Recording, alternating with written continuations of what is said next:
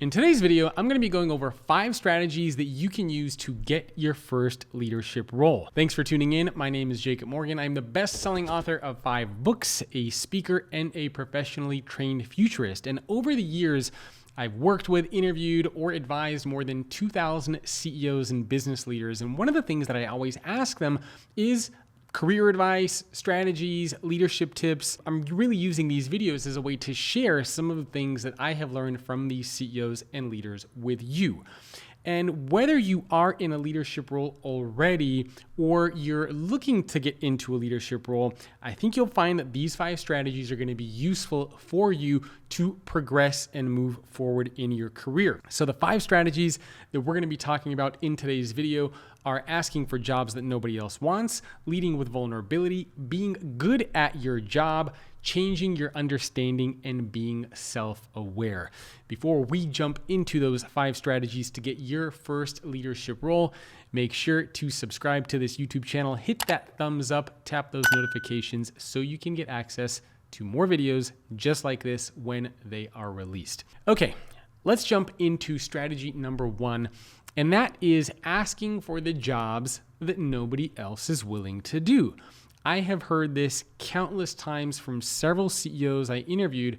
One of them fairly recently is Mike Capone. He's the CEO of a technology company called Qlik, spelled Qlik.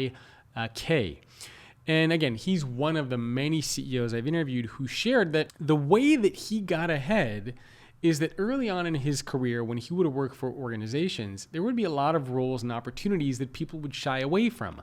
They'd be scared to take them on. And he would be the first one to volunteer and say, hey, I'm willing to give it a shot. And when you volunteer to take on those challenges and opportunities that everybody else is scared to do, not only does that show initiative on your part, but it also puts the spotlight on you and gives you a unique opportunity to shine. Now, granted, you're not always going to succeed when you take on these roles and challenges that nobody else wants, but that is the nature of the game. That's part of the risk that you're willing to take. And I think that you'll find that the leaders around you, when they see that you put in your absolute best effort, and if you still fail, you'll still be rewarded at the end of the day. I remember Lara Abrash. She is now the chair of Deloitte in the United States. She was also put in a very difficult situation where she was responsible for taking over a team and a function, and she failed miserably. She did everything that she could to figure out the solution, and she couldn't get things to move forward. She went to her CEO at the time. He gave her a little bit of a pep talk. He basically said that I knew you were going to fail, but I wanted you to come into this role because you had a fresh set of eyes and a unique perspective. So go back and try again. I'm confident in you. And lo and behold, over time, she was able to become the CEO of the United States and chair of Deloitte US. So take on those roles that nobody else wants. Take on the roles that everybody is scared of and work as hard as you can to succeed in those roles. So that's strategy number 1. Take on the roles that nobody else wants and that everybody else is scared of. Did you know that 96% of the people who watch videos on this channel are not subscribed? That's pretty crazy, right?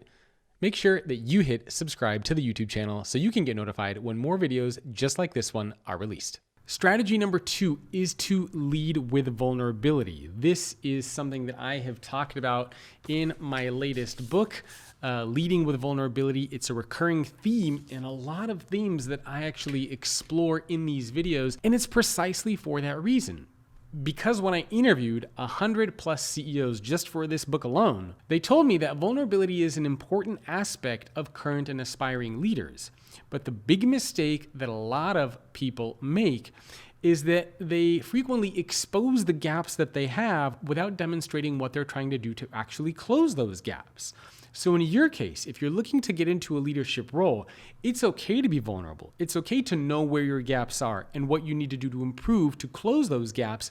But what's far more important than you simply talking about those gaps is you demonstrating to your peers and to your leaders what you're trying to do to close those gaps. So a very simple example. Let's say you're a part of a team, your manager gives you an important project to do, and you mess up. Now, being vulnerable inside of an organization might mean that you go to your boss at the time and say, I'm so sorry I messed this up. I know how important this was. I tried. I just couldn't get it to work. I'm really sorry. Now that's vulnerable. But in the eyes of your peers, in the eyes of your leader, they don't just want to know that you're coming to them with a mistake. They want to know that you're going to fix it. They want to know that you've learned something. So instead of just saying, I'm sorry I messed up, try saying, I'm sorry I messed up. Here's what I learned from the mistake that I made. And here are 3 things that I'm going to do in the future to make sure that mistake doesn't happen again.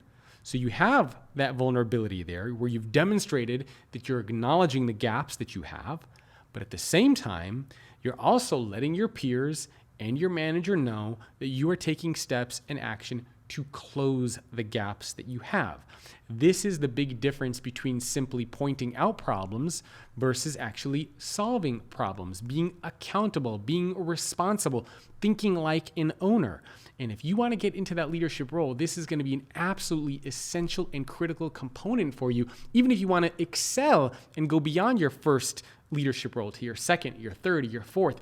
Leading with vulnerability is going to be a crucial element here, because while everyone else around you is simply pointing out the gaps, you're going to be one step ahead, demonstrating how you're actually trying to close those gaps. So strategy number 2, don't just be vulnerable, lead with vulnerability. Strategy number 3, be good at your job.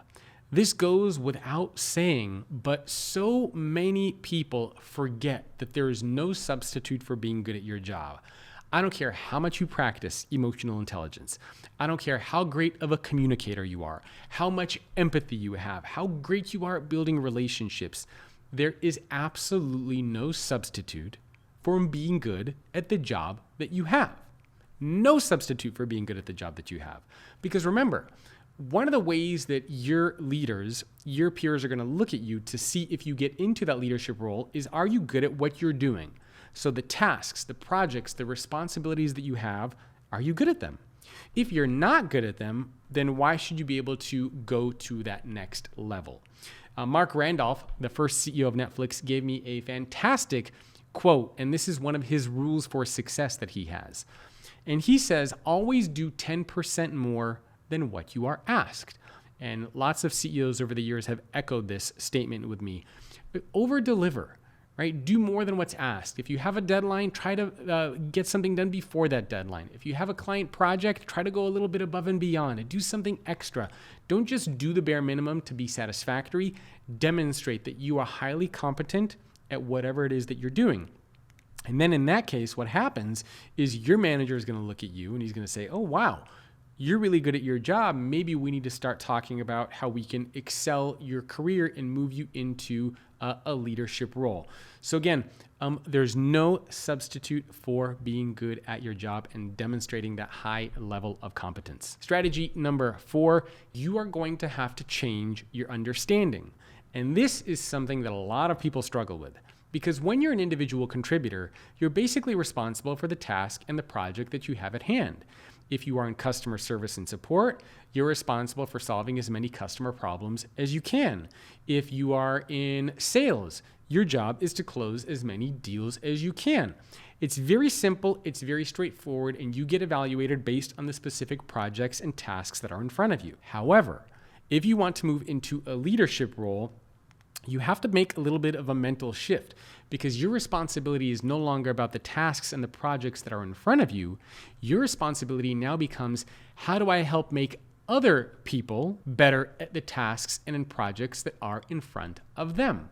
So in other words, what happens is you move from focusing on the task to focusing on the people who are now responsible for the task.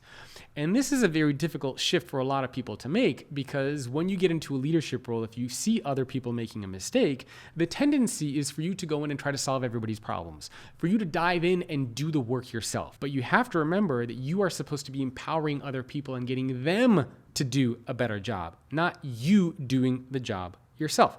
Simple way that you can think of this is think of yourself as a coach. When you move into a leadership role, your job becomes more of a coach. You're not the player anymore, you are the coach. However, in this case, I'm not just talking about helping make other people a little bit more successful. Try to make other people more successful, even more successful than you. If you add those two words to the end of what it means to be a great leader, you will be on the right path towards making that leadership transition, again, to your first leadership role, your second, your third, your fourth, and your fifth, hopefully one day becoming the CEO of whatever organization you want to be a part of. So again, change your understanding, move away from focusing on the task to focusing on the people who are responsible for those tasks. Strategy number 5 is you have to be self-aware. Now, I want to share a story with you about what self-awareness means. Now, there is one of the stories that I have in my recent book is about a businessman. Very, very successful, very rich. He has all the cars that he wants, the houses. He's very financially well off. But he's having a lot of trouble and difficulties in his personal life and in his relationships. So he goes to see a Zen master. And he goes to visit the Zen master, and they're sitting having a conversation. And whenever the businessman shares something, the Zen master tries to give insight and feedback, but the businessman keeps cutting him off and just rambling on with his own thoughts.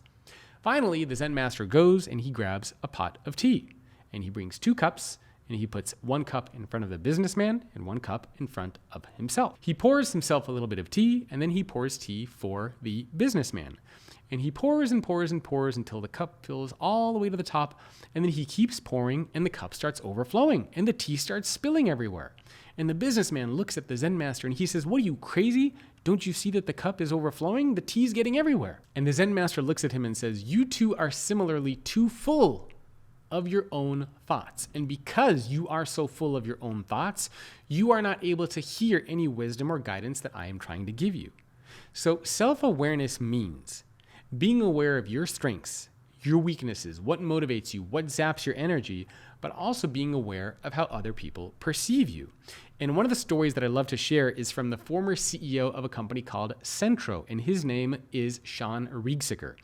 And when I interviewed him many years ago, he told me that when he was leading the company as CEO, a lot of the times employees would come pitch him ideas. And they would schedule time, employees would put together their PowerPoints, and they would come pitch him new ideas for products or solutions.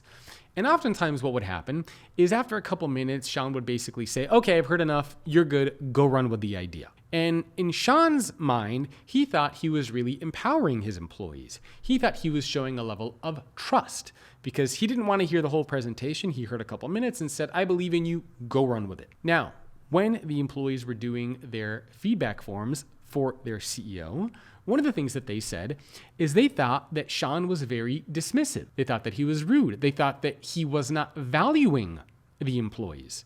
Now, Sean was very confused because he thought, "What do you mean? Here I am empowering you to do the things that you need to do, and you're telling me that I don't respect you, that I don't value you?"